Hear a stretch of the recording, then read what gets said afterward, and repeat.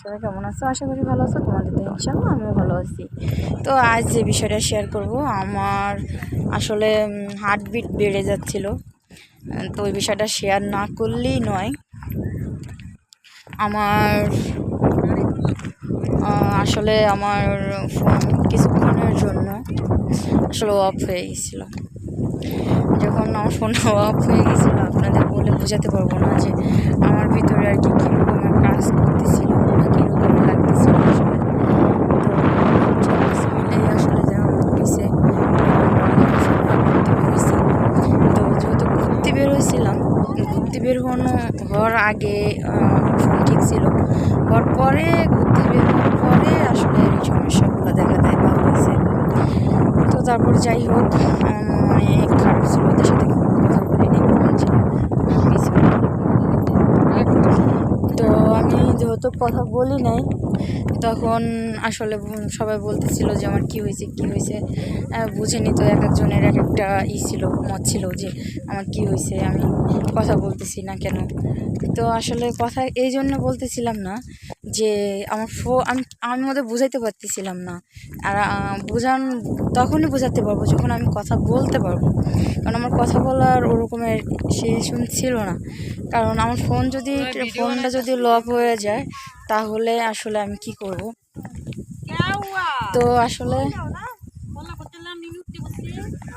তো আসলে আপনাদের আর কি বলে বোঝাতে পারবো না।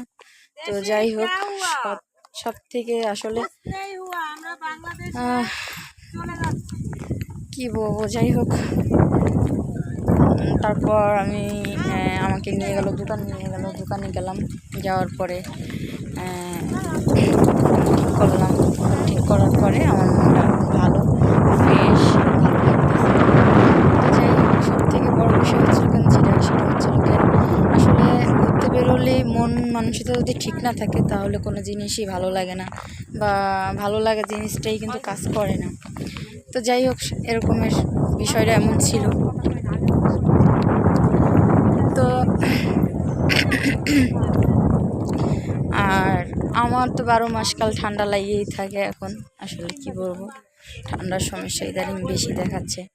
এই জন্য সব কিছু মিলেই আসলে আসতে ওঠে না। যাও আজকে বলছি যে আমি আসবো, তো তারপরে দেখি।